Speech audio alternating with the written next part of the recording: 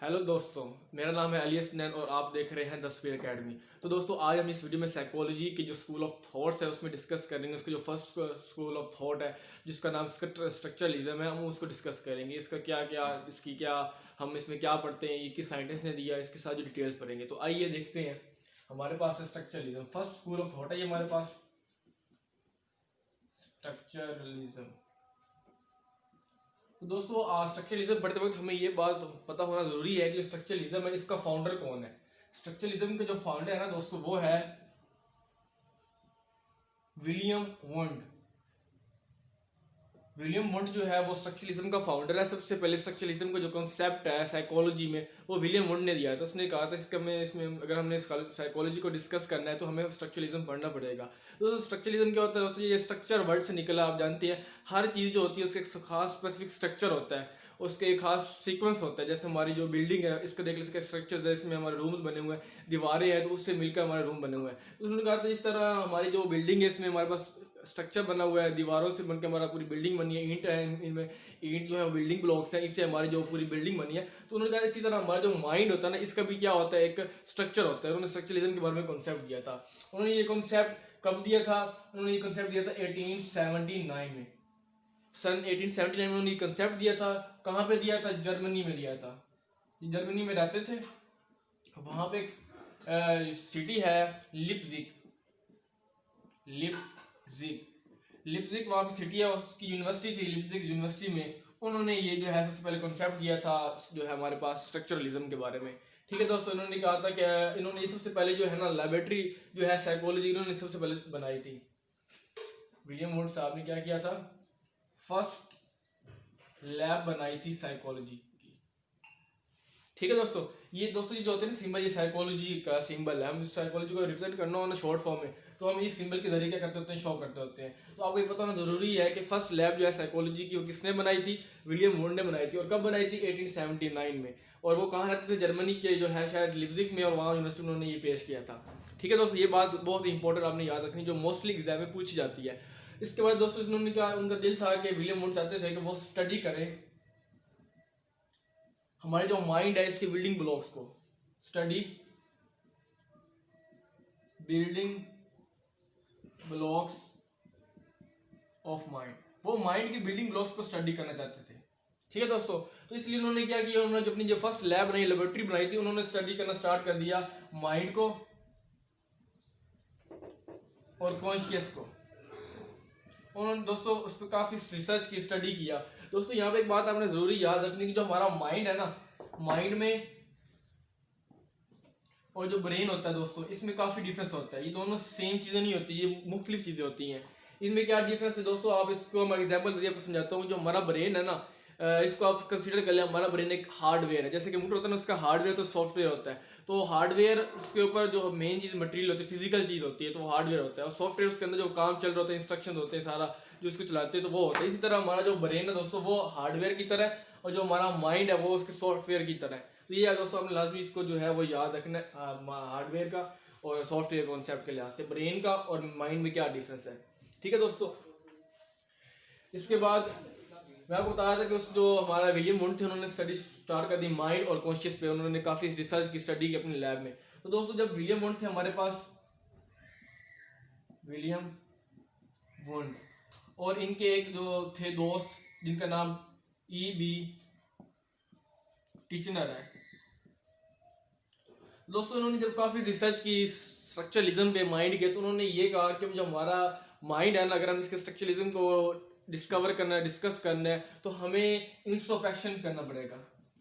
Introspection जो है, introspection ये मेथड अपनाएंगे तो इससे हम क्या, जो हम हमारा जो माइंड है इसके स्ट्रक्चरलिज्म को डिस्कस कर सकते हैं, साइकोलॉजी को समझ सकते हैं। दोस्तों उन्होंने कहा कि ये जो इंट्रोस्पेक्शन है ना, इंट्रोस्पेक्शन दोस्तों ये सबसे पहला मेथड था साइकोलॉजी की दुनिया में, कि इसके जरिए उन्होंने साइकोलॉजी के जरिए बहुत इसको हेल्प मिली। सबसे पहले ये कॉन्सेप्ट दिया गया था इंट्रोस्पेक्शन का, इन्होंने दिया था कि इसके जरिए हम जो है वो बंदे की बिहेवियर को देख सकते हैं, उनका माइंडल जो है प्रोसेस, मेंटल प्रोसेस वो देख सकते हैं। दोस्तों इंट्रोस्पेक्शन क्या होती है, ये वर्ड देख रहे हैं आप, इंट्रो अंदरूनी।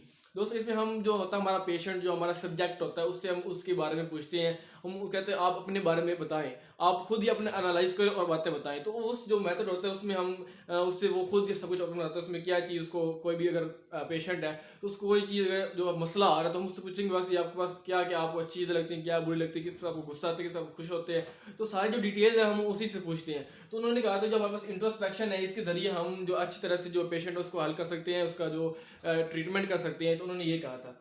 लेकिन दोस्तों ये इंट्रोस्पेक्शन, इसके काफ़ी जो है ड्रॉबैक्स भी थे हमारे पास।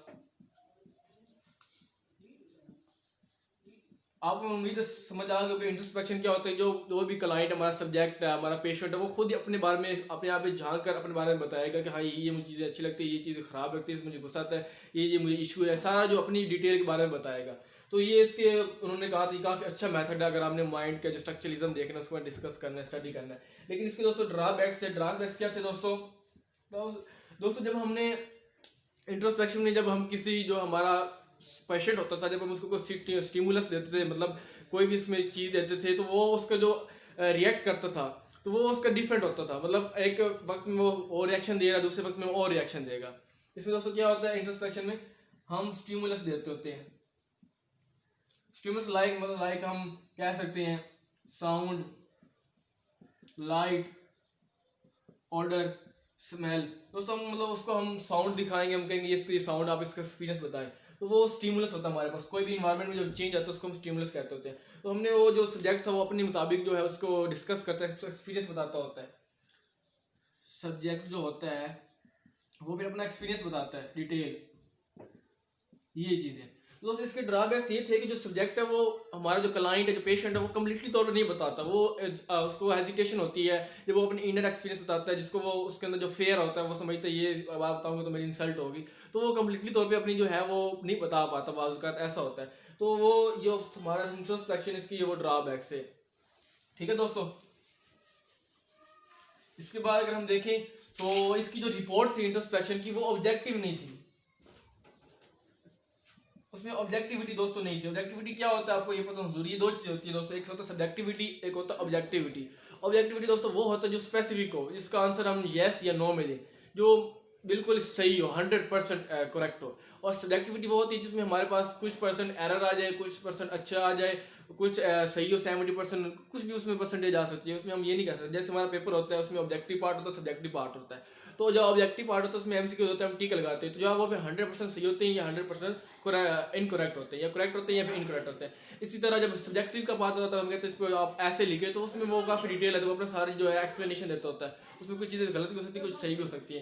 तो यही कॉन्सेप्ट ऑब्जेक्टिविटी का आता है। इसके कोई एग्जांपल हम लें तो हम ये कह सकते हैं हमारा जो सूरज है वो ईस्ट से निकलता है वेस्ट पे जो है वो ग्रुप हो जाता है। तो अगर हम इसमें देखें, ये ऑब्जेक्टिव हमारे पास रिपोर्ट है, ये हकीकत है, इसमें कोई चीज़ हम 100% ये एक्यूरेट है। तो उन्होंने कहा था जो इंट्रोस्पेक्शन है इसकी जो इसमें ऑब्जेक्टिविटी नहीं है, ये जो इंट्रोस्पेक्शन मेथड है ये रिलायबल मेथड नहीं है। इसमें हम रिलायबल 100% नहीं कर सकते। तो ये जो ड्रॉबैक्स है हमारे पास इंट्रोस्पेक्शन थे। लेकिन इन ड्रॉबैक्स का ये फायदा हुआ कि इन ड्रॉबैक्स की वजह से और भी स्कूल जो है ना वो इमर्ज हुए, और स्कूल मतलब वो फाउंड हुए, वो बने, लोगों ने बनाए, उन पर स्टडी किया। तो न्यू स्कूल जो थे ना वो हमारे पास वो भी कायम हो गए, इस्टेब्लिश्ड हो गए। ठीक है दोस्तों, इसके बाद नेट पे हमारे पास जो रिजल्ट निकलता है उसमें उन्होंने ये कहा था कि जो हमारे पास कॉन्शियस एक्सपीरियंस होता है हमारे पास। दोस्तों कॉन्शियस क्या होता है? कॉन्शियस वो चीज़ होती है जिस चीज़ के बारे में आप अवेयर हो, आपको पता हो, आप जान रहे हो उसके बारे में कम्प्लीटली तौर पे। तो दोस्तों जो हमारे पास कॉन्शियस है, कॉन्शियस एक्सपीरियंस और हमारे जो मेंटल स्टेट्स है, मेंटल स्टेट्स दोस्तों क्या होती है हमारे पास? फीलिंग, लाइक फीलिंग हो गया, इमेजेस हो गए, सेंसेशन हो गई। तो दोस्तों ये हमारे मेंटल स्टेट्स हैं। तो उन्होंने कहा था कि हमारे जो कॉन्शियस एक्सपीरियंसेस है, जो हमारी मेंटल स्टेट्स है, ये मिलकर क्या बनाती हैं? स्ट्रक्चर बनाती हैं, form the structure of mind. हमारा जो माइंड है और जो हमारा कॉन्शियस है, तो ये हमारे जो कॉन्शियस एक्सपीरियंस और मेंटल स्टेट्स मिलकर, मेंटल स्टेट्स क्या होती हैं? फीलिंग्स, इमेजेस, सेंसेशन, किसी चीज़ को महसूस करना, देखना, जहन में तखय्युल करना। और फीलिंग करना। तो ये हमारी जो है स्ट्रक्चर बनाती है माइंड के। तो दोस्तों ये थ्योरी थी हमारे पास स्ट्रक्चरलिज्म के बारे में। इसके हमने देखना इसका फाउंडर कौन था, विलियम वुड था। उन्होंने 1879 में वो थ्योरी पेश की। जर्मनी के रहने वाले थे, लीप्जिग यूनिवर्सिटी में उन्होंने अपना जो है वो कॉन्सेप्ट दिया। उन्होंने सबसे पहले जो फर्स्ट लैब है साइकोलॉजी की वो इन्होंने बनाई। उन्होंने माइंड के जो बिल्डिंग ब्लॉक्स थे उनको स्टडी करना चाहा और उन्होंने फिर क्या किया, माइंड और कॉन्शियस रिसर्च करना स्टार्ट कर दी। फिर उसके बाद विलियम वुड और उनके जो दोस्त थे ईवी टीचर, उन्होंने मिलकर कहा कि हमारे पास जो है स्ट्रक्चरलिज्म माइंड को उसको हम डिस्कस कर सकते हैं, स्टडी कर सकते हैं इंट्रोस्पेक्शन के जरिए। तो उन्होंने इंट्रोस्पेक्शन मेथड पेश किए। लेकिन इंट्रोस्पेक्शन मेथड क्या होता है, उसमें वो जो पेशेंट अपने बारे में सब कुछ बताता है खुद ही एनालाइज करके, लेकिन उसमें कुछ ड्रॉबैक्स है क्योंकि वो जो बंदा मेथड बताएगा उसमें कुछ एरर्स भी आ सकते हैं। एक चीज़ में वो चीज़ और फील कर रहा है, एक चीज़ में वो कोई और स्टेटमेंट बता रहा है, तो अगले दिन वो कोई और स्टेटमेंट बता सकते हैं, उसमें पॉसिबिलिटी थी। तो जो हमारी जो रिपोर्ट आई वो सब्जेक्टिव रिपोर्ट थी, ऑब्जेक्टिव रिपोर्ट नहीं थी, वो एक रिलायबल मेथड नहीं था। दोस्तों ये था हमारे पास इंट्रोस्पेक्शन। फिर उसके बाद हमारे पास जो कॉन्शियस एक्सपीरियंस होते हैं, जो मेंटल स्टेट्स होती हैं, लाइक मेंटल स्टेट्स क्या होती हैं, फीलिंग्स होती हैं, इमेजेस, सेंसेशन, तो ये मिलकर हमारे माइंड का स्ट्रक्चर बनाते होते हैं। तो ये दोस्तों ये हमारे पास स्ट्रक्चरलिज्म एक स्कूल ऑफ थॉट है जिसको हमने स्टडी किया अच्छी तरह से, देखकर इसके फैक्ट्स देखे, इसके कॉन्सेप्ट देखा। तो दोस्तों मुझे उम्मीद है कि आपको ये समझ आ गई होगी वीडियो। तो आपको ये अच्छी लगती है कि इसको लाइक करें, शेयर करें और हमारे चैनल को सब्सक्राइब करें ताकि आपको हमारी वीडियोज़ है वो बार बार मिलती रहे। तो दोस्तों मिलते हैं नेक्स्ट वीडियो में, तब तक आप पढ़ते रहिए, पढ़ाई करते रहें और मेहनत करते रहे। तो मिलते हैं नेक्स्ट वीडियो में। अल्लाह हाफिज़।